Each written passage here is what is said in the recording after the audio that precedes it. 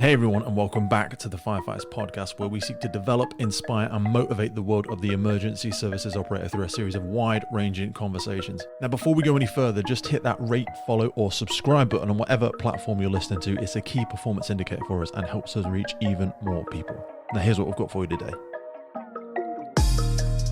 Catherine, welcome to the podcast. How are you? Thank you. Yeah, I'm good. I was really excited about our conversation today because it's kind of like a weird role reversal. I've seen so many things you've written. I've met you for the first time, I think, at the Emergency Services show, and was just bowled over by insights, and also felt half like a fraud and the other half just way out of my depth when I was listening to some of the stuff that we were talking about. We kind of had a one-to-one between some of the seminars that you were doing and the wealth of knowledge and experience and people that you interact with on a daily basis is a real gut check for me to want to get better at what we're trying to do here. But for people that are unfamiliar, you are editor of the Emergency Services Times. So just to zoom out a little bit there, the Emergency Services Times is the UK's leading publication dedicated to the emergency services sector. It's now in its third decade. Wow, didn't realise that. EST provides an in-depth analysis, insights and news tailored for all blue light emergency services and their partner agencies. A significant publication readership, supplemented. You've got a 24-hour news website and newsletter. I didn't realise that. 24-hour news website. Crikey. That's got to be crazy. Give us an insight into how you found yourself into this role and kind of give us the elevator pitch, piecing together some of your career aspects, taking you to where you are now. Okay, so I've been editor of Emergency Services Times since April last year, 2022. I came into the role having spent about 10 years freelancing, where I was writing about fire. Prior to that, I spent some time in America doing some writing and visiting American fire services. Before that, I was deputy head of community safety at London Fire Brigade. And then before that, I spent 10 years in civil service, mostly specialising in fire. So there's a real fire theme through my career. So in terms of Emergency Services Times, we publish 6 times a year in print until the end of this year. And then we are going pure digital from 2024, which is very exciting. Oh, you know, why the shift to that? Because that probably is a great place for us to start in like understanding the methods of Did you ever read a book by Neil Postman, Amusing Ourselves to Death? No, what's that? Oh, I'll send you a link to it. Amusing Ourselves to Death is a really, really interesting book. And it effectively, public disclosure in the age of show business. Book, he's an educator himself. And it kind of talks about what happens when politics, journalism and education all kind of mix into each other. And it alludes to when news shows started to be like shows and they started to put music to them and stuff like that. So I suppose that's a strange overarching thing to kick this part of the conversation off with, but that aspect of, you know, written form into news, into radio, into now seeing the emergence of things like online articles, online magazines and podcasts and so many other things. What's been the shift and decision, and I know it's not solely been your decision, but going totally digital for 2024? That's an interesting question. I think we have to accept the fact that people consume media in different ways today. So when I first started my career, you would get, in fact, when I joined the civil service in 2000, this is a good example. So joined the civil service in 2000. I sat in the communications department. I worked on the website for Department for the Environment, Transport and the Regions. That was my first job in the civil service.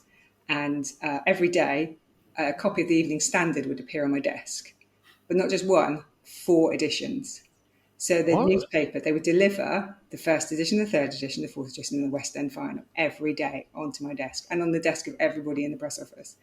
So I think we've gone from that to now the thinnest copy of the Evening Standard delivered sitting outside boxes in train stations in London. This is obviously a very London-centric example. And their media, most of their presence is digital now.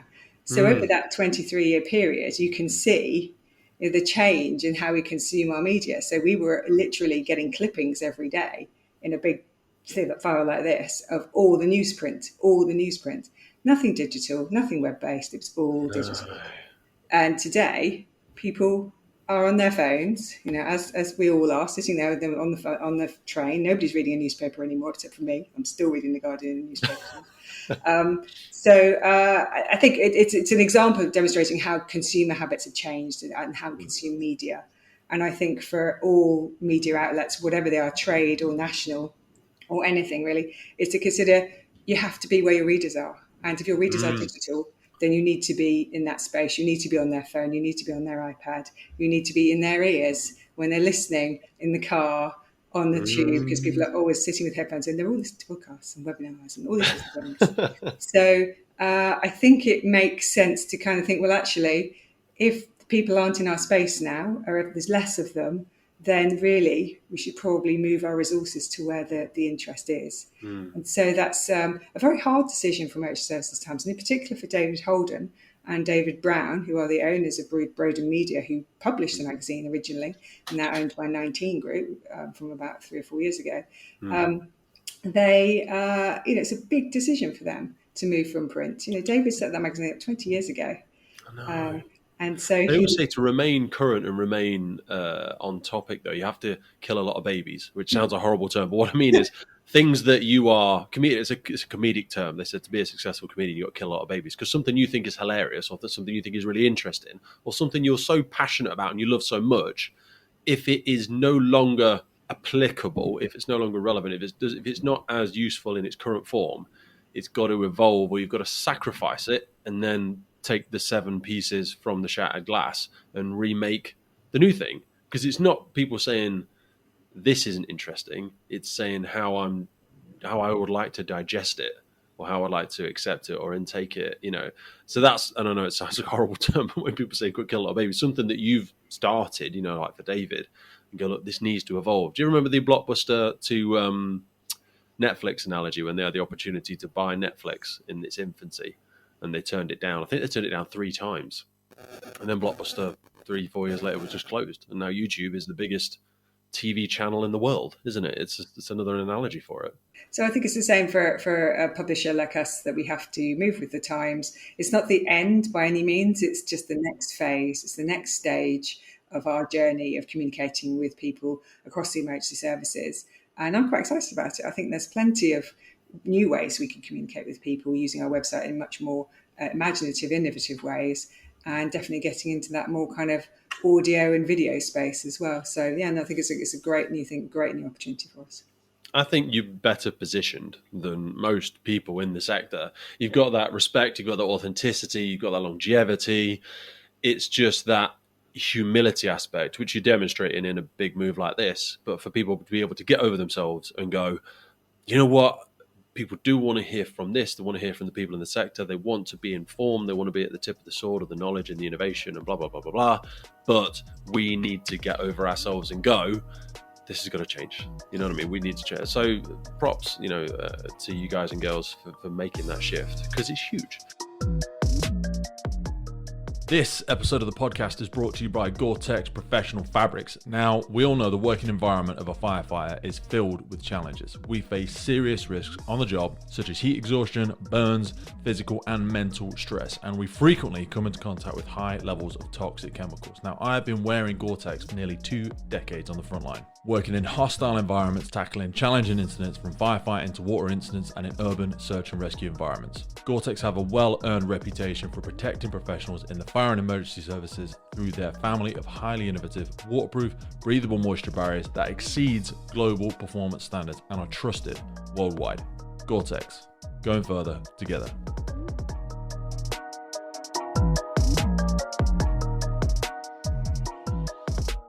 I suppose there's been a similar shift with the Emergency Services show, because that's kind of, we saw that shift to the 19 Group, and then they kind of expanded and became part of a series of shows. We now have the Innovation and Technology, the Future of Policing. I'm probably getting all this wrong. What's involved in the shows now? Yeah, please do.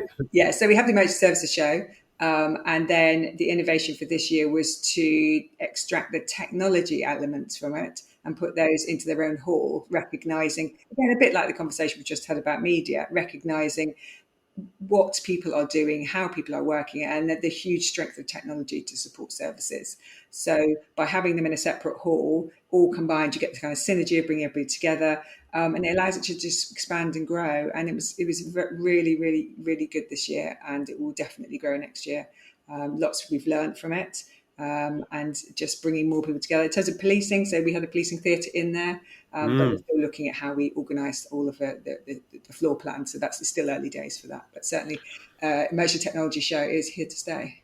Such a huge beast of a thing to try and wrap your arms around. And most people go, oh, but it's once a year. Oh my God, the clock is ticking even before the show go. The clock for next year is probably ticking before this year finishes. You know what I mean? It's like when you think you've got, well, it's the author's analogy, wasn't it? They say before you finish writing this current book, you should already be thinking about your next one. Yeah. On that point of AI, sorry, you we were speaking before we started recording. You recently went to an AI seminar celebration's not a word. You know, you went to to remind me because you went with a whole bunch of sector experts. What did you take away from that? Because I find that aspect so fascinating as to how we could integrate and benefit from that across all emergency services. So the thing that's happened recently is the government's AI Safety Summit. So that was a very much a top-level government leaders from around the world coming together to consider what are the safety aspects of AI, what do we need to be thinking about in order to make sure that when we introduce artificial intelligence into our work, into our world, that it's done in a safe, ethical way. And so that's what that summit was about. So I'm really interested in reading about that and have been to various events prior to that. There was one, the AI summit in Queen Elizabeth Conference Centre maybe 3 months ago. And a lot of the time, this is nothing to do with the emergency services. This is all about what everybody else is doing and what we, the emergency services, can learn from them. Where should it be? Where are the touch points? And I think out of all the emergency services, probably police are furthest forward in terms of their Yes, I would agree with you. Do you think it's because of the terrorism aspect to it? Do you think that's why it's such a necessity? I suppose for us, fire service wise, and even NHS, there are lots of low-hanging fruit for efficiency. It's working smarter, not harder. Whereas for the police, they really need to be of the finger on the pulse because of the obvious criminal aspect to the work that they not that they do, but that they work hard against. That's the really scary side because it's a little bit like, you know, we're letting it out of the box, and you can never put that thing back in it. Yeah, there is that fear, isn't there? That it's something that you can't control, and that's very much what the summit was about last week. Was about having that pause and thinking about what does safe AI look like, because it does have massive potential for efficiencies. Mm-hmm. In terms of terrorism, I don't know enough to comment on that particularly, but in terms of how it can be used in a way that breeds trust and confidence, I think that's the big thing for police, is that if you're going to use artificial intelligence in any way, your dealings with the public and taking the public's data, whether that's faces through facial recognition, whether it's through information they give you through a 999 call, or however else they interact, that when they use the data, the public needs to know that it's confident and can trust you to use your data in a way that is as you would expect, and is not biased and is not going to be misused in any way. So I think those are the sort of touch points for policing. I interviewed Peter Doherty, who is the cyber lead for the National Police Security Council a few weeks ago. And he talked very much about trust and confidence and about how, you know, you have to be sure that when you're dealing with people's data and you're dealing with it in a way that you're making decisions, that you do it in a way which is open, transparent and clear to what the purpose is. Do you think we're forced to move slower in the emergency services because there's always such a colossal level of responsibility involved in what we do? We don't have the benefits of a small, independent, agile, entrepreneurial startup to be able to, you know, move fast and break things, to quote Apple, wasn't it? It's like we have to move cautiously and responsibly with this stuff, but then you're damned if you do, you're damned if you don't. Because people are like, why are you not benefiting from all these? But then as soon as we do something wrong, which happens all the time, just through natural human error, accident, very little of it is ever malicious. But then you hold over the coals and, you know, thrown into the House of Commons or, you know, put on top of the front page or something. I think there is that caution that comes with public accountability, which is what you're talking about there. Yeah. And I think that's right. Yes. So we need to be sure that when government or public sector or police or fire or whatever we're talking about, when they're investing public money, that it's done in the right way. And so there's a natural caution in there and a bureaucracy around that in terms of procurement and making sure that this is transparent and fair. So there's that side of it. But I think there is innovation going on. And I think certainly within government, you can see the development of the Accelerated Capability Environment, ACE, which is a small outfit within the Home Office, on the edge of Home Office, where they take small problems faced by the emergency services, police particularly, but could be others, and say we could bring in a small supplier who can come and do something with you to solve this problem, to test it out, but in 8 weeks, in a very, very quick, sprint, agile way to solve a problem. Kind of go, okay, I've got a proof of concept here. I'm quite confident about this. Okay, let's put a bit more money into it. And so there's that element. And also within policing, you have something called the STAR programme. So I can't remember what STAR stands for, but it's essentially a pot of about £3 million that the police, through their science department. So there's Paul Taylor is the Chief Scientific Advisor for the National Police Council, and he oversees the sort of science and technology part of the NPCC. And they ask police forces to bid into this pot for innovative things to solve problems, and then come out Give with us your wicked problem. And then test it. And you know what? Sometimes they just fail, and that's fine. But sometimes they don't. And sometimes they could be scaled up to a region, to a national level. And sometimes they can go right the way through it and actually make a fundamental difference. So that work is going on, but it's not necessarily all shouted about very much. No. Policing, I think they're probably further forward than perhaps they are in ambulance and fire. Definitely. But for sure, there is innovation going on. I often think of the emergency services family. I think of the NHS as this colossally busy older sister who is just got such an important, massive life with huge influence everywhere. I feel like police, people love them or they hate them. But I sometimes feel like the fire service is the poor, distant cousin because we're obviously significantly smaller than the other two, both in resource and finance and stuff like that. But also from our behavioural points, we seem to be stuck in the past with many aspects of it. You mentioned when we were speaking about AI there, this aspect of trust and confidence. So I think that might be a lovely segue perhaps into some of the cultural stuff when we're speaking about emergency services as a whole, and then perhaps double clicking into things like the fire and rescue service. You, having worked across the emergency services times now for a year or so, you've probably had or been able to benefit from some insights into the ways and lessons learned from other services, because I think we're also guilty of siloed working often in many services, certainly in the fire service.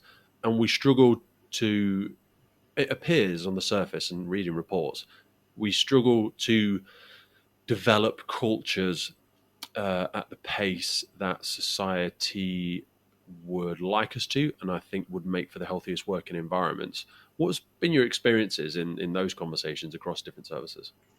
Okay, so culture is such a big topic. I think it's difficult in some ways to get out of London thinking about this because of the Casey review into the Met Police and because of the report into London Fire Brigade. And so I think it's hard to kind of get beyond those massive metropolitan services and think, you know, what are the things that apply to everybody? So I think it's right that in the Inspectorate decided to do its report into fire, to look at the services and to see where they are in terms of how they treat their staff, how their staff feel about the differences in the way people are treated. So what do you think, provoked that shift? Because historically, it was the HMI only really inspected policing, didn't they? There's been a shift in the past 5 years. Yeah, maybe? I think 2017 the law changed, the Policing Act changed to enable the Inspectorate to be the regulator of fire. How do you think that lead balloon landed? I think it was the right thing to do. I think the service had missed the HMI for the years that it was gone. I think that it missed the scrutiny, particularly when you lost the Audit Commission as well. So, you know, fire was just kind of left looking at itself. And, you know, best will in the world, when you mark your own services homework, wandering in different directions. directions. So I think, you know, that shift from, you know, getting rid of the Inspectorate and then getting rid of the Audit Commission, then you had the whole CPA process and all these processes, and then eventually deciding in 2017 that actually get just put back an inspector. I think it was the right thing to do. Definitely.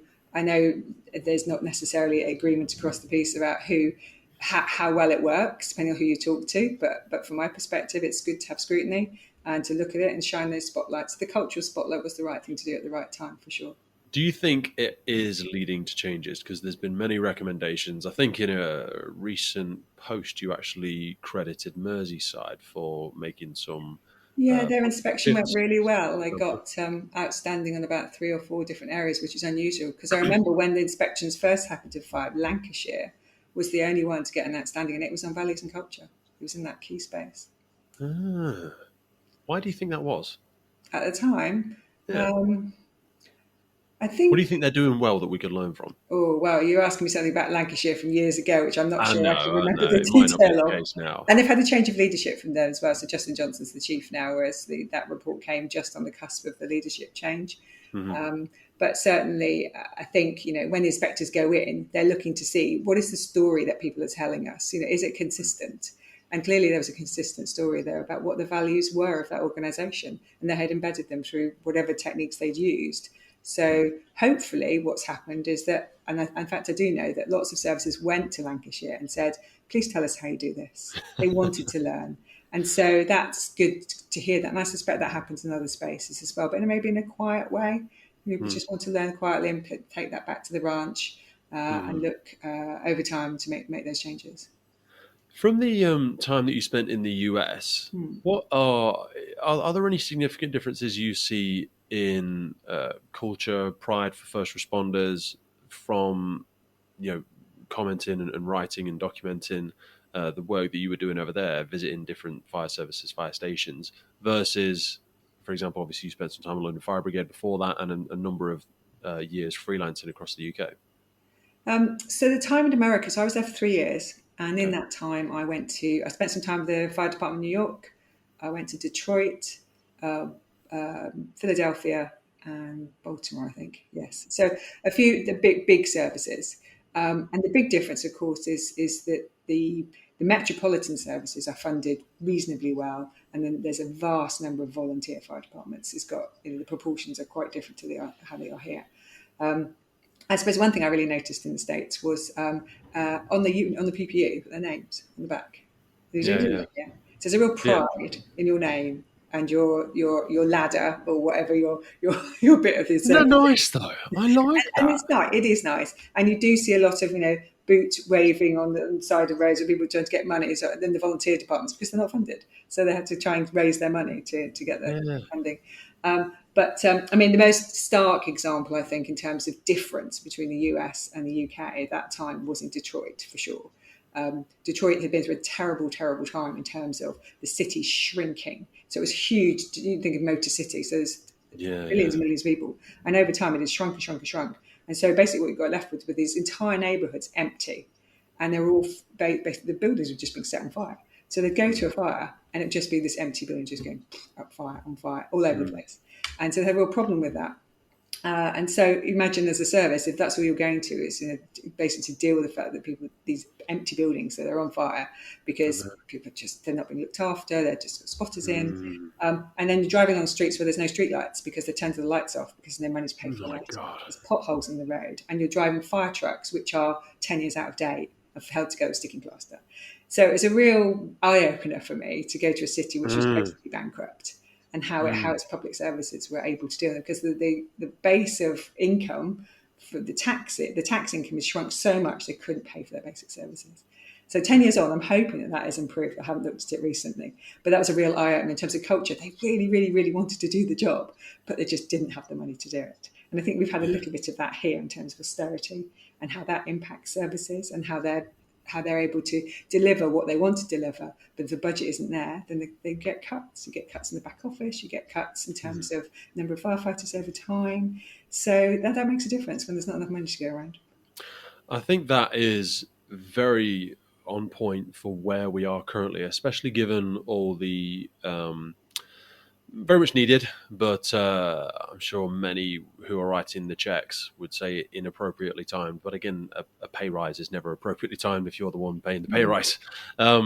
massive, colossal. I think it's like 80 something percent of most services now is spent on personnel, on Yeah, payroll. 80%, about right, yeah. 80%. And when it comes to implementing strategy and policy and how those things interface with the operational world in terms of so many changes ongoing now, so many challenges with EV, with AI, with contamination, with neurodiversity, with all of these things, it must be a tremendously challenging time when a lot of these service leaders are looking at the tools and resource they have available to implement some of the recommendations that are coming out of these reports. Today's podcast is powered by our partner Lifelines and their revolutionary approach to functional hydration. Just like in firefighting, water is essential for body function, but studies show more than 80% of firefighters are dehydrated. A 25-year study findings from the National Institute of Health showed poor hydration to be linked to early aging and chronic disease, and even mild dehydration results in significant negative impact outcomes including headaches, exhaustion, rapid pulse, irritability, and poor cognitive function. A study conducted by Yale University showed that participants who were just 1% dehydrated had a 12% increase in errors when performing tasks that required cognitive flexibility. In addition, dehydration is shown to worsen mood and attitude, contribute to confusion and poor decision making, and negatively affect memory and judgment. In other words, you really don't want your incident commander, firefighter, or for that matter any first responder on a critical scene to be even slightly dehydrated. Mild dehydration occurs when a person is just 1.5% dehydrated, a condition that does not even trigger the thirst response in most people. So just imagine how quickly a firefighter or any first responder can and does become dehydrated in their day-to-day duties, which is why I address my hydration first thing every day with Lifelines. Go into the notes for this episode and specifically check out Lifeline's Hydro Fuel and Hydro OG by clicking in the notes for the podcast for a clean energy solution designed for those who demand more from their day. Now back to the show. Yes, very much so. And I think, as a leader in any of these services, in any public service, you have to make sure you cover your statutory responsibilities to deliver that to your local community. I mean, you've seen local authorities, Birmingham, Woking, and others who have had to basically say, we haven't got enough money anymore. We can only just about cover our basic services. And so when you're at that point in your budget, you've got to think, I don't think any fire service are in that place, thank goodness. But I think it's to cover the statutory responsibilities and then to give back to the public what they need, but always based on risk. Yeah. You have to deliver your IRMP. It's got to be realistic.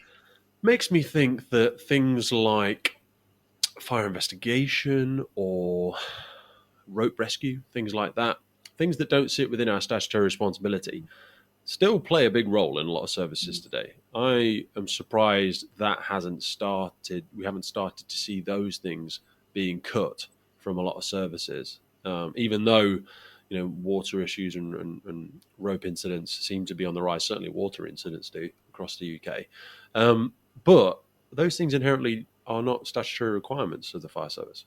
That's right. So, certainly flooding. Flooding is an interesting one. So there is no statutory responsibility in England for the fire and rescue service to respond to floods.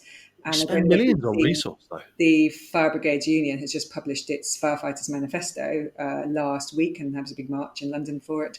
And a restatement of that, their continued policy that they want to see a statutory duty for flooding. I mean, that's been going on for as long as I've been involved with fire. But of course, the problem is once you give a statutory responsibility, you must give funding. Yeah. And so the irony is you get what you tolerate. And I always say this to friends, I say it to my kids, and I'm like, if you're going to keep doing it for free, for all the your services are already delivering this in most parts of the UK without it being instructed, then why would I make it that and have to give you more money?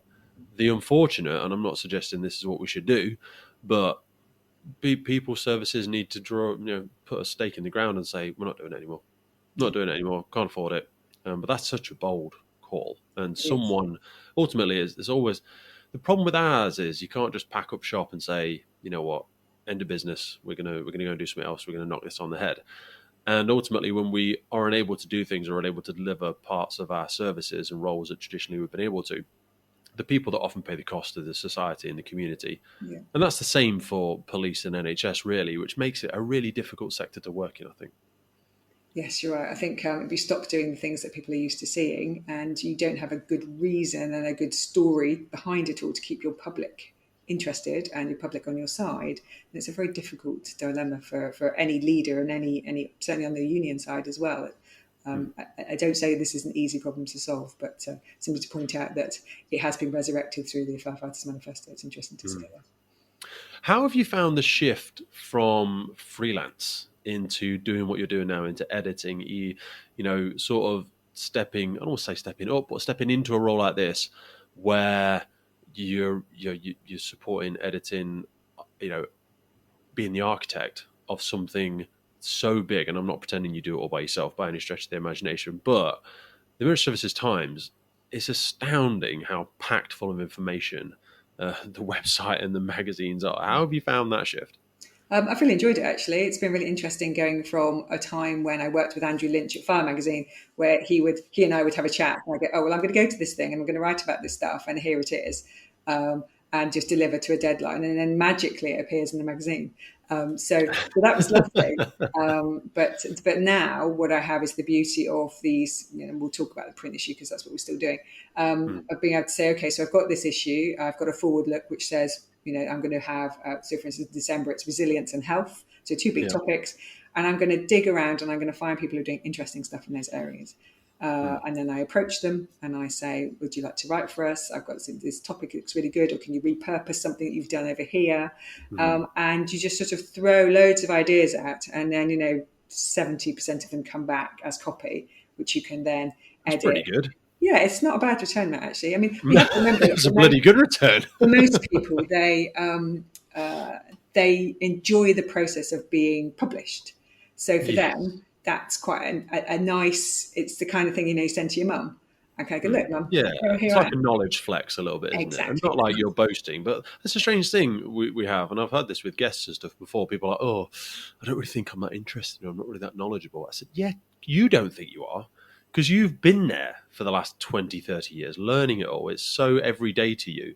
But all of that knowledge that sits within your head is fascinating. It's so incredibly valuable to other people. And I think we should encourage so much more of that. People to write and be creative and to learn how to articulate their thoughts and knowledge and experiences. Yes, that's right. And it is an opportunity for people, particularly there's in the magazine at the moment, although it won't be in the new, when we move to digital, is the last words feature on the back of the magazine, where I find somebody who's not well known, who's not doing what we consider to be the traditional parts of the services, and give them 750 words to write about them, why what they're doing is interesting.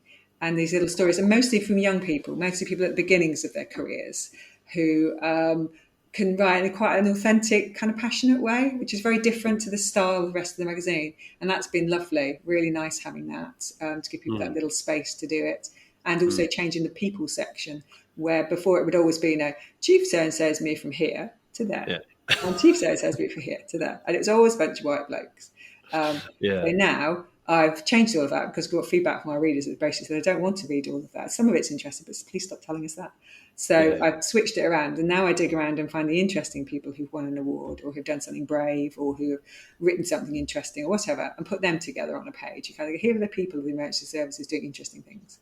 So that's been quite a nice step forward to do as well. So to being the editor allows you to do that, to make those little changes. Have you at all felt like you've had to sacrifice a slight bit of your own career? I mean, you have to be creative in doing that element of it as well, but going from being the deliverer, being able to get right down into the weeds of something yourself, do you ever feel that pang of, not jealousy of the writer, but, you know, that like, oh, God, yeah, I bet that would be interesting to get into. I still do some of that. I mean, I do a lot of interviews. So I interview quite a lot of service leaders, chief fire officers, police, HMI, various people across the services. So that's where I really get that ability to dig into it. It's still 1,000 words, but it allows you to keep on top of things and to get in touch with someone saying, what you're doing is really interesting. I'd like to speak to you about it. And they get, okay. And that's really good. When you said there about 1,000 words or 750 words, and this will actually be something that's really useful for a lot of people going through promotion processes and applications, or writing applying for a grant or anything like that. What advice would you have for people on writing? You know, what advice would you have for people on, I struggle with brevity, terribly. Hence why the Your podcast probably suits podcast is me, so long. because I can waffle. It's terrible, Jesus. But it's like, you try and look at the transcript for this stuff. It's like, for God's sake, get to the point. But how did you find that? How have you coached and helped people that are moving into this world, even people writing reports, people writing articles and services? Because obviously you came from, or one of your roles was LFB and community safety and writing things that are interesting and punchy. And how do you develop that muscle? Because it's different to how people usually communicate in the world, isn't it? Yes, very much so. So I think a lot of writing, it's like any skill, you have to keep doing it. And so if you don't Okay. practice, you don't get better at it. So what I always have to remember is the people who are writing are not people who are doing it for their job. It's not their day-to-day thing. So for me, it's more about tell me the story, give me the narrative, give me a beginning, a middle, and an end, and write short, sharp sentences which are punchy and interesting. And if you can do that in 1,000 words, that's great. And then I'll take care of the rest. So it's really about just giving people the confidence to have that story and to tell it. Some people are great at it and some people less so. And that's absolutely fine. And that's the nature of commissioning content, where you're not paying professional journalists. You're asking people to talk about their work and share it with other people. It's got to be a lot harder, though, rather than a professional that will bang it down, signed, sealed, delivered, like in a large-scale newspaper who are already got we're not in that calendar. world, unfortunately. No, God, yeah. Because some people are just starving for context, aren't they? I'm terrible for that. I'm like, when I go for interview processes for jobs and stuff, I want to give context on stuff. No, Pete, I need you to stick to the example.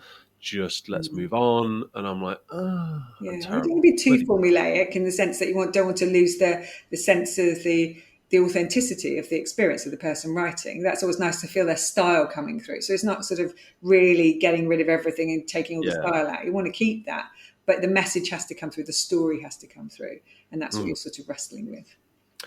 You've done a lot of writing in the past around the role of women in the fire service. That sort of lack of diversity that we see across different services. This is something that came up in just in the process of editing an episode with Miriam Heppel, very interesting lady, and she spoke very passionately around diversity and how we look at it only through one lens. What have your learnings been from both your working with women in the fire service and women in services, and diversity as a whole? Because for a lot of people, it is sometimes just a punchline. It's something they write on a wall. You need to make sure it says it on the document.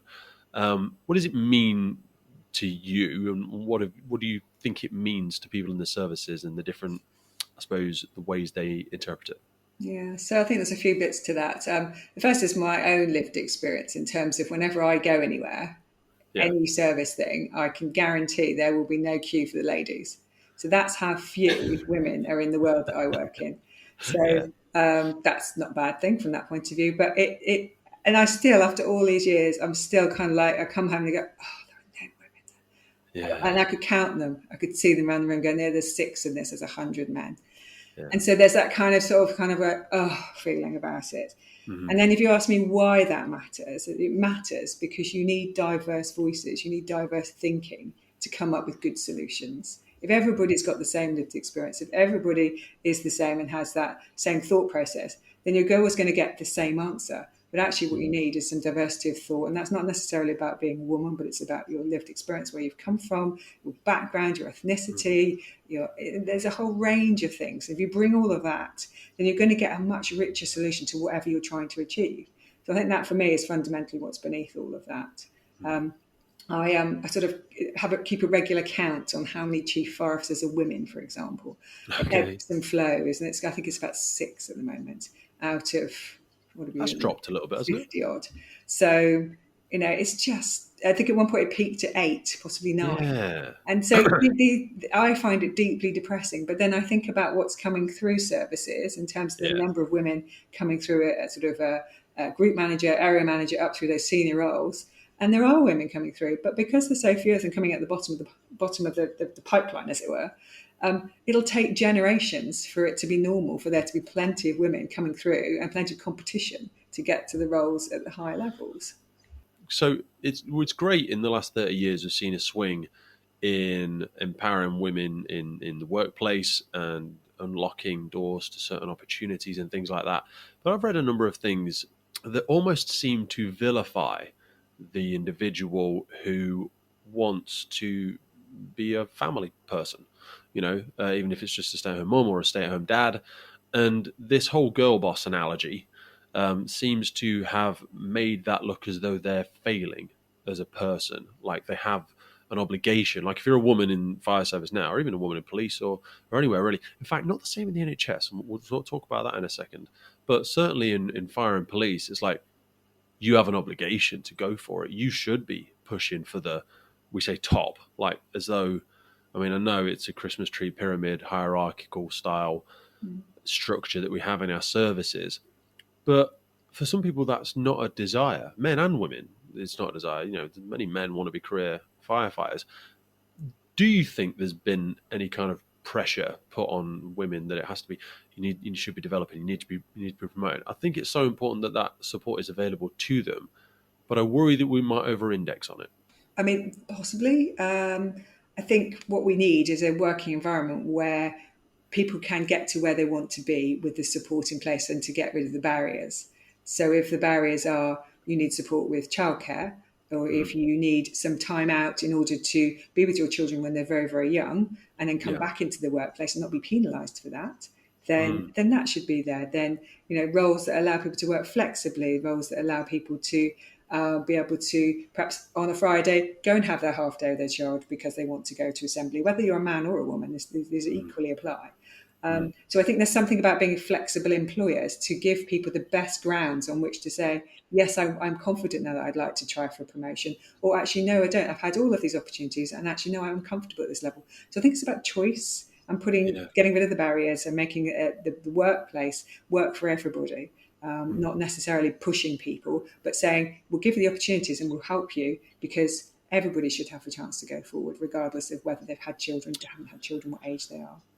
Square this circle for me. So if we overlay the experience of COVID on top of this, where we got a lot better at working from home, at flexible working. I used to work for an organisation that did ROW, which was results only work environment, where you just had a workload, you had to get it done wherever you choose. And you could work from home a lot, you could work from different sites, different factories. And this can be applied to, services, police services, fire services, different stations, different wherever, as long as you get your thing done. But if you want to take a few hours off in the afternoon to go and do whatever, just as long as you get the thing done. I think COVID was a massive shift, because I think that complements this analogy of flexible working. COVID was a huge shift for people and organizations, and many haven't returned back to you must sit in front of your desk 9 till 5, just because that's the arbitrary way we've always done it. Yes. Recognizing that may not be the best way to get the best out of the people in our services. It's not necessarily good for their mental and physical health, doesn't work for their work-life balance, their family. What do you think we learned from something like COVID? Do you think it helped? I think it brought us forward in many ways, but as obviously you wrote a great deal about it, or you and the team did during that time. What was that like as a memorable shift and change, I suppose? I think you kind of touched on a lot of the answers to that in terms of that flexibility. I think technology has been a huge enabler for people to be more flexible. Think of the way we're talking to each other now. Think of the way people use Teams. Microsoft putting Teams into every police force through COVID. It was a decision made through the police digital service.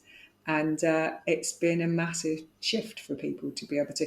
I think presenteeism has gone, and that sense of, you must be on that bum on seat to say, demonstrated you have been there 9 to 5. And I think that's great. And a lot of that is about trust.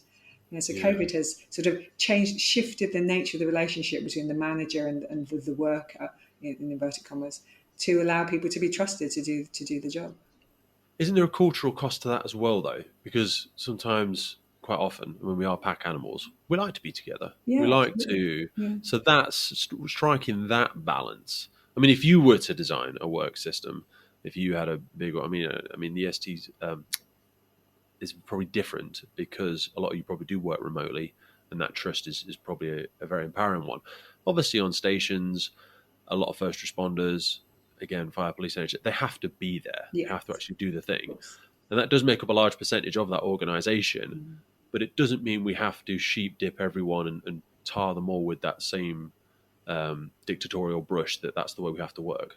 Yeah, very much so. And I think you're right. The fire station is the place of work. What I noticed, do that from home. when I did a piece of work for the National Fire Chiefs Council before I came to the Emergency Services Times, and we looked at how the training regime had changed in terms of, instead of having to go into, particularly if you were on call, if you were having to, you didn't have to go into the station to do your training routines. You could do it at home, you could do it in other places, didn't have to do it together. So we're able to sort of be a bit flexible to keep the training, to keep people's skills up, while still keeping the COVID regime, sticking to that as well. So there was some flexibility and changes, and whether those sort of things have continued, I don't know. But in terms of the pack animal thing, you're absolutely right. I think people do need to be together. I work at home 3 days a week, and I go into the office 2 days a week, and the stimulation you get from working with others, it's really empowering.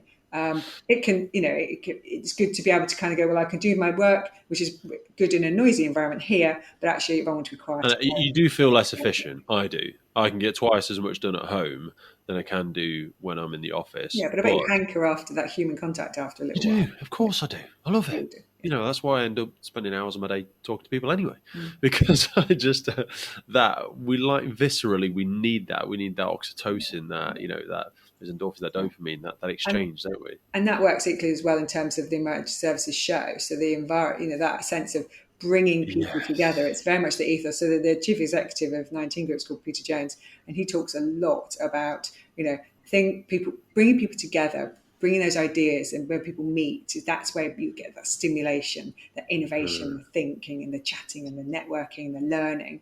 You do that when people would come together, and so that's why the shows still exist, and they've survived COVID. So you've got into that show environment, and you see thousands of people now still coming together because people thrive in it.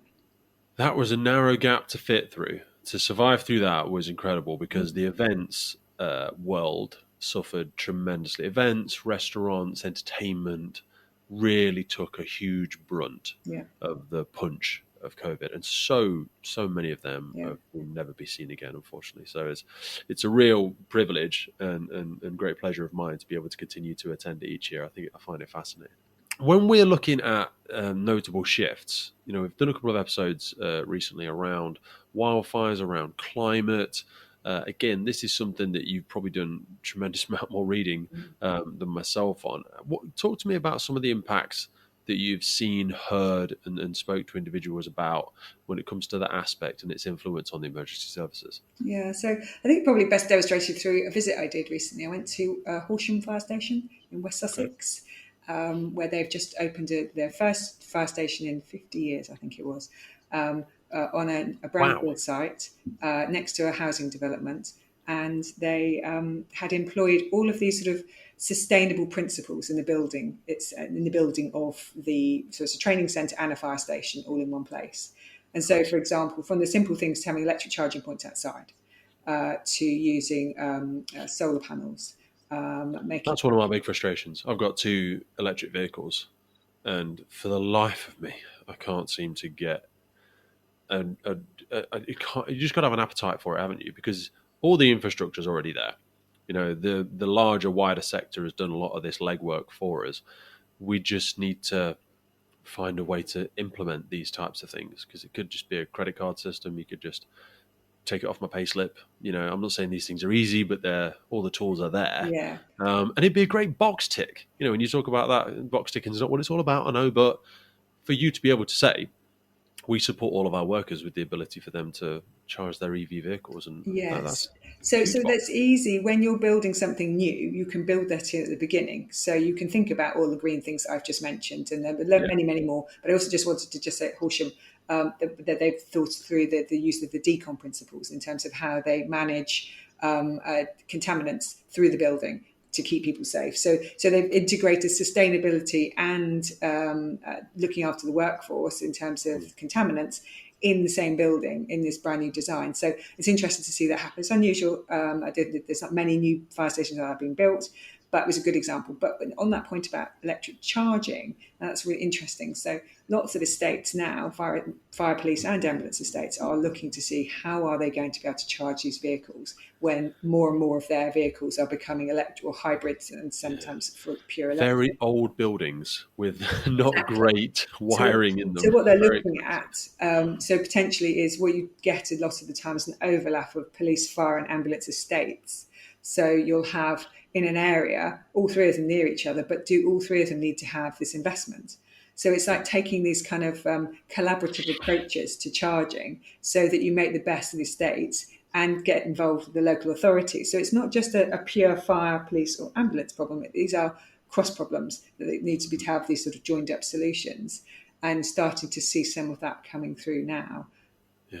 When you spoke there around contamination and some services leading with action, not that others don't have an appetite to, but there is a growing swell. The work done by the Fire Brigades Union. We actually had David Matthews on recently. His episode goes out in a number of weeks. Obviously speaks very passionately about he was at the show contamination. He was as well.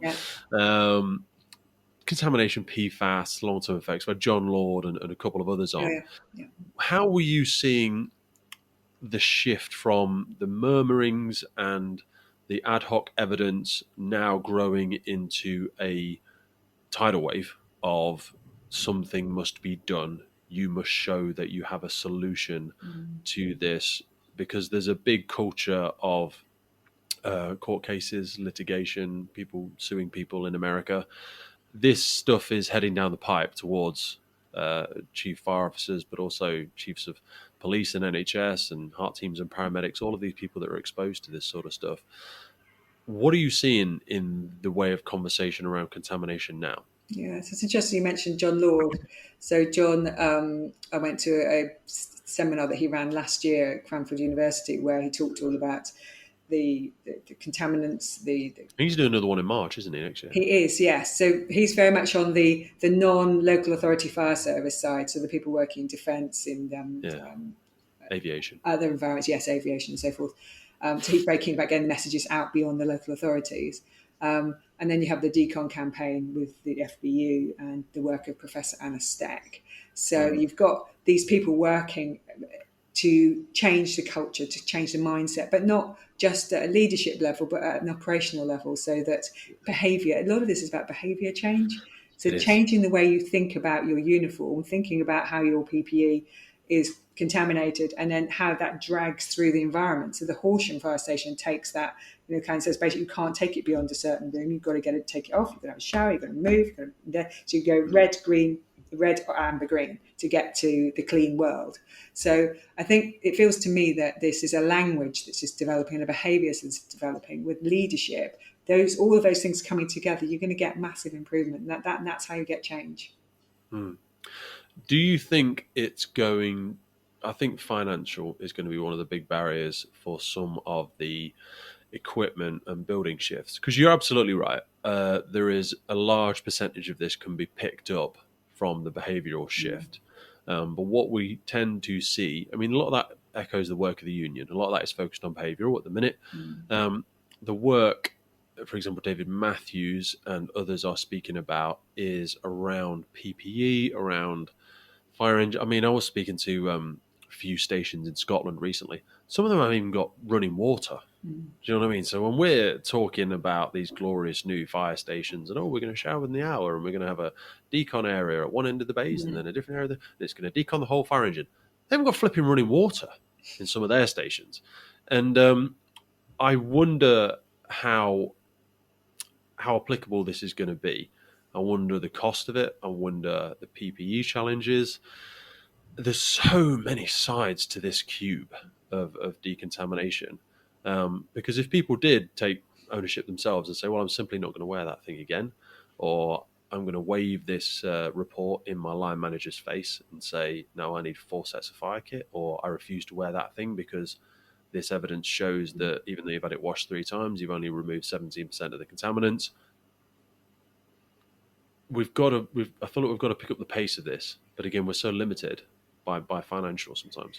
Yeah, but a lot of that's about leadership. So if the leaders are the ones that can make the change, and it's because they are the ones who are going to talk to their fire authority, and they're the ones going to put it into their budget, they're going to put it into their risk management plans, and to create the environment in which the change can happen. But it also comes from beneath, in terms of the front line saying all the things you've just said, and actually pushing for that change. And that's where the FBU does that as well, through its membership, and is able to keep the message, keep going. The other thing about change is it takes time, and and often it's not even. So you'll have some services which will be real forward thinking, and others that will come behind, and eventually they'll all get there. But the pace of change is never going to be even, I'm afraid. Yeah, when we see certain services leading theoretically from the front, it can appear to others quite elitist because of the finances and things like that. Speaking about large services and cultural shifts, we had Peter Apps on recently.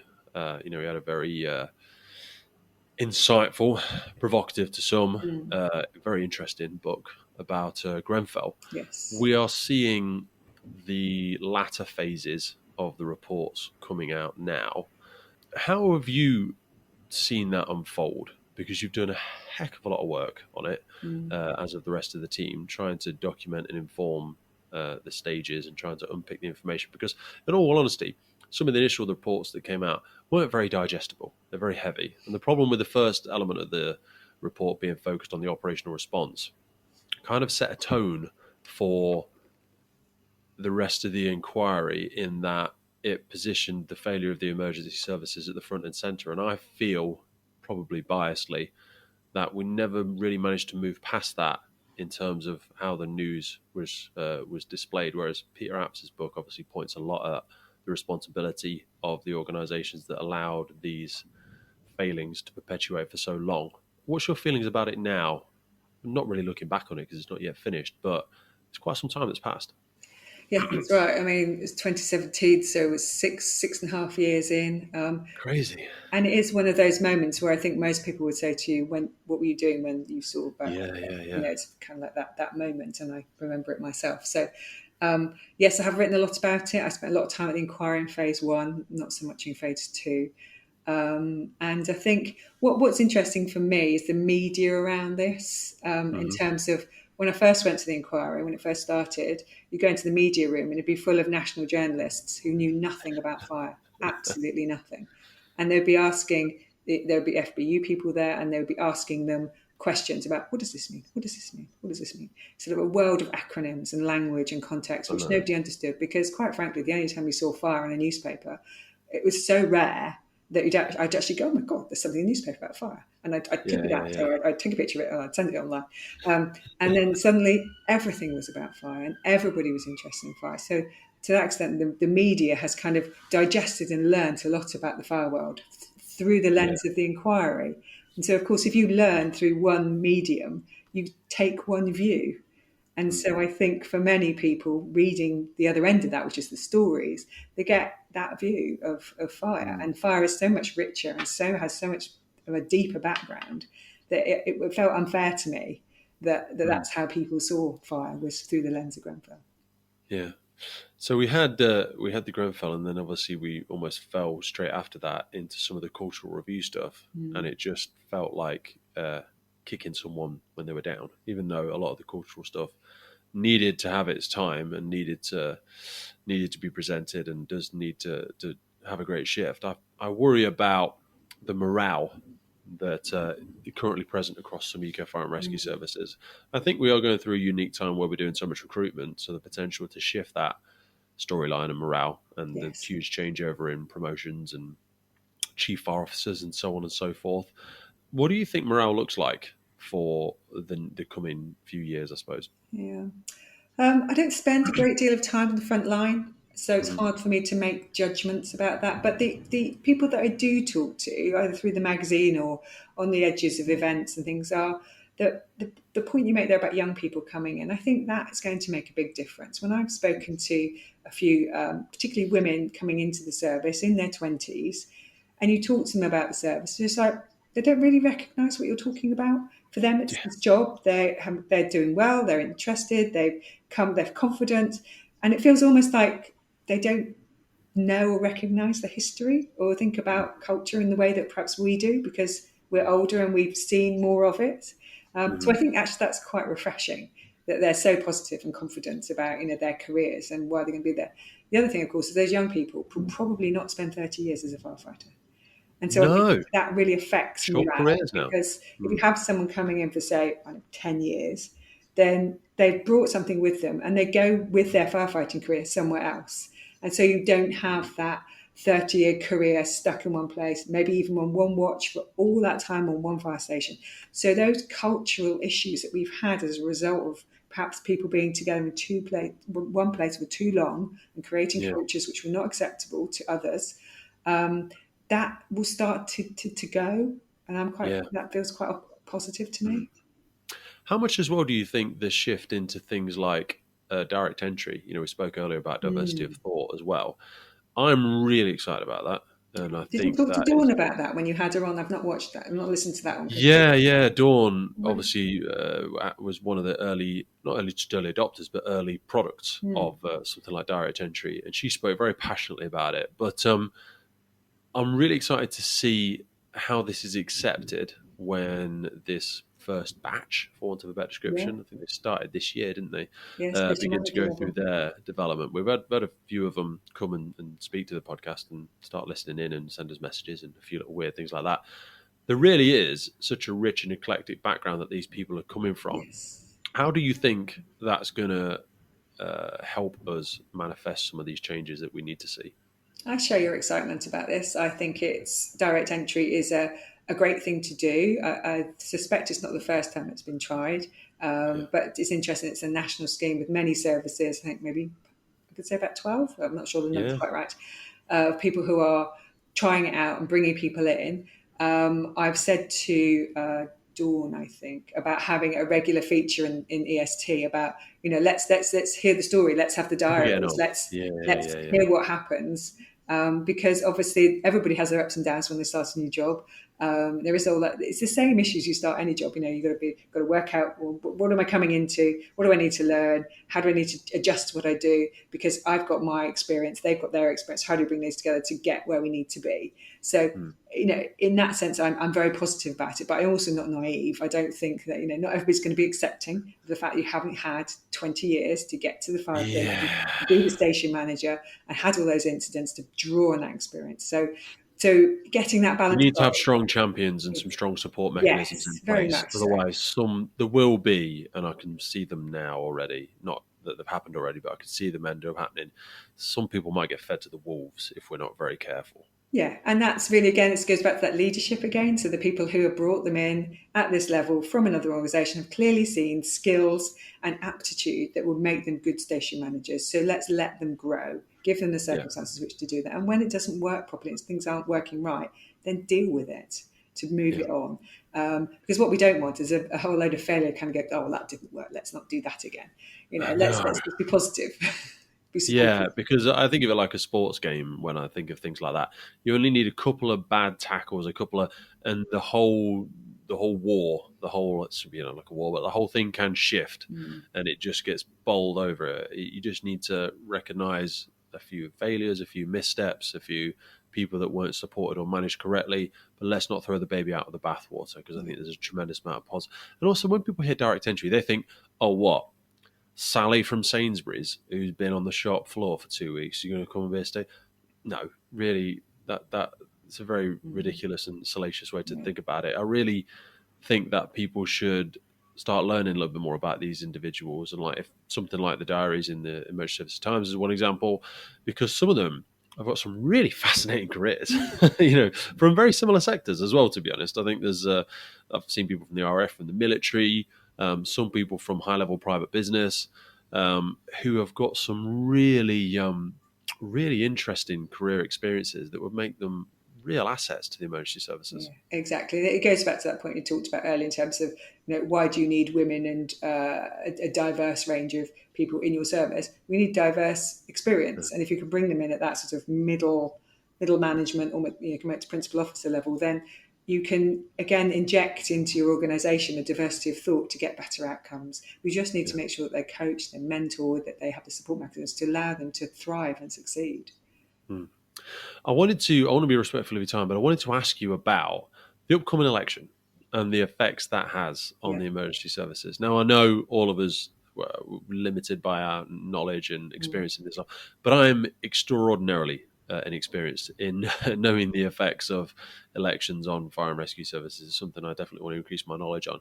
Could you try and give us a few touch points, a few insights into pros and cons, or not even pros and cons perhaps, but simply the effects that the upcoming election might have on the capabilities of the emergency services? Yeah. Well, I think one thing to point out, which is not exactly, but related to that, is around the fire reform white paper. So Yes. in order to make the changes that you want to see at legislative level, you go through a sort of white paper process. And so that is now 15, 16 months late of having a government response, right? So they sent a paper out, said, we'd like to do some more reform to fire and rescue service, one of which was change of governance. So thinking about, could we do more on police, fire and crime commissioners, for example? And 18 months or however long it is, July was the anniversary, so wherever we are now, so it's 11 months. So that means now that we don't know whether the government is going to do anything with that because they haven't given a response. So we don't know if it'll ever change. And now that we've had the King's speech... How does that happen? Does it must feel like these senior leaders are just screaming into the void? Because there'll be discussions going on in government, with the civil service and with the ministers about what the answer should be, and nobody can agree on it, I expect. That's probably why it's never appeared. So we sort of sit there waiting for it to appear. It hasn't appeared, and the King's speech has happened, which has set out a legislative programme, which takes us pretty much to the end of this Parliament, which means there'll be no change to fire between now and the next government coming in. So that's my view on that. In terms of government, what we want to see in the manifestos for the parties is something about changing fire that will improve things. But whether that is what the fire service wants is another matter. It's what the parties want. So there's all that influence and lobbying going on in the background to make sure that in those manifestos are the things that people want to see so that they can then be delivered in the first Parliament of a new government. So it's all of that going on in the background. That's where the APPGs come in. So the all-party parliamentary groups, they're kind of able to lobby and talk to ministers in a different way, bring MPs and Lords together to discuss matters. So the group that the late David Amos brought together on fire safety, for example, will be doing things in the background. So all these things are all going on. All of the fire authorities, we've got these the politicians, the local politicians, who will be also seeking to influence their MPs. So there's all of that going on, as you know, quietly in the background, as you and I are talking, hoping that when you get to the next election, when a new government comes in, the things they want to change because they've already tried to influence it along the way. What do you think are within our sphere of control? So we look at things like that, when I speak to a few different chief fire officers, and you speak to far more than I do, there are tremendous concerns and challenges with resiliency, with forecasting for the future. Let's say they're doing it on a year-by-year basis now, which for an ever-evolving service is so difficult and also quite disengaging and confusing for its staff. From what you've learned speaking to all these individuals, what do you think are the things within our sphere of control that we should be focusing on that perhaps would empower leaders to be able to put themselves in the best position for both themselves and their employees, their individuals and their services, to sort of set them up for success in the coming years? So I think certainly what you're alluding to there is 3-year funding settlements. So really what you ideally want is for the government to give you a 3-year funding settlement that says, here's your money for the next 3 years. And then the politicians, the fire authorities and PFCCs who own the budget will go, okay, this would deliver against this plan, which is done by the chief, put those two things together to deliver over 3 years to meet the needs and risks in that community. That would be your ideal. When you go to less than 3-year settlements, it makes it very hard to plan, very hard to deliver. And so that, I think, would be, I would certainly say that was an ideal way to work, but unfortunately it doesn't always work that way. So before we close, I'd be remiss if I didn't ask you, we sort of alluded to it earlier, about where the EST, where the Emergency Service Times is moving. We said about moving to a solely digital world in 2024. Help people, because that's very much tomorrow for all intents and purposes. What will that look like? What are the sort of strategies and objectives? What is that going to look like for the long-term readership, the long-term followership of it? Okay. So in terms of 2024, we are launching a new website. So that gives us a new platform on which to work, allows us to describe the world of the emergency services in a way that reflects where we are today. So we'll be sustainability, technology, people and skills. So these are areas where perhaps before we've put material in there, but be much more focused on the things where we think are of most interest to our readers. So it allows us to structure our offer more. In order to do that, we want to make sure that we communicate well with our users, to our readers. So that'll be through more regular newsletters, more specialist newsletters, through a series of webinars. So we're running a series of 3 at the end of this month into December, which are kind of an experiment for us. It's the first time we've done them. So I'm hopeful that That'll be great. Will be lovely. So we'll do those. So we have one on drones, on resilience, and on EVs. So drones and EVs in particular, big topics. Resilience, very much about how organisations manage and plan for when the worst happens. So the reason we've done those was around continuing the conversation from the show. So one of the great things about digital, of course, is it allows us to communicate with our readers all year round. And so by having these webinars, we're able to say, well, pretty much all the people on the webinars are people who were in our show at one of the theatres. So we brought them together to kind of like say, okay, how did that go? How was that webinar? How was that session for you? And continue that conversation. And then we can add perhaps features and things. So kind of building things more rather than being ad hoc. So that's one of the beauties of moving digital. So they can see like a continuing evolving theme to these things rather than like sporadic bullet holes into subjects over the course. That's right. People could go into these areas and see how things have evolved and developed. That's right. So building things, so able then through the 12 months of 2024, being able to have a forward look. So each month we'll still have features, which will be in our media pack, which is almost ready. So all of that allows us to communicate in a much more structured way, do the video audio things, which I mentioned earlier, and play with this new world of communicating with people through different channels. So it's an exciting step forward, and I'm looking forward to 2024. It's going to be a very different way of working, but I think hopefully we'll bring our readers with us, and get more and more people writing for us as well. Always one of the reasons for coming on here is to say to people, please do consider writing for us. Tell us what you're. What is the best way for people? So 2 threads there. What's the best way for people to stay up to date with these evolving changes? And if there are people, because there will be many subject matter experts who want to get their work out there, they want to be able to share their knowledge, their studies. How's the best way for people to get on board, to communicate, to sort of interact with you, I suppose? So in terms of wanting to write for us, would be to contact me directly or through the website, where the contact details are on our website, emergencyservicestimes.com. So always interested to chat with people about ideas for content, definitely. That's really useful for us. And then when the website's launched, we'll give the opportunity for people to get informed by signing up for our newsletter so they can find out what we're doing more often. So that's probably the best way to do it.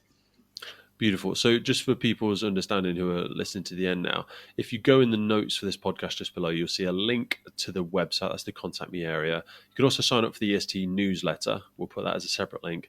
And also, would it be appropriate to put your LinkedIn link in there as well, Catherine? Would that be appropriate? Yeah, that's fine. Beautiful. So that's the best way people can find you.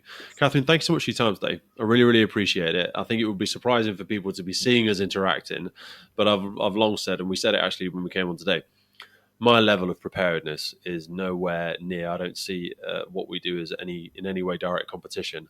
I'm messing about in the mud, fumbling around with trying to make sense of all of this confusing information.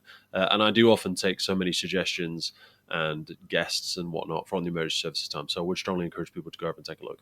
That's great. Thank you, Pete. I mean, we have to remember, of course, that in order to be an interviewer, which is what you've done very well today, is you give people the space to tell their story. And that's the important thing about this. It's about allowing people to bring that experience. You don't need to know all the things they know. That's why you've asked us to come. Thanks so much. I really appreciate it. Excellent. Thank you, Pete.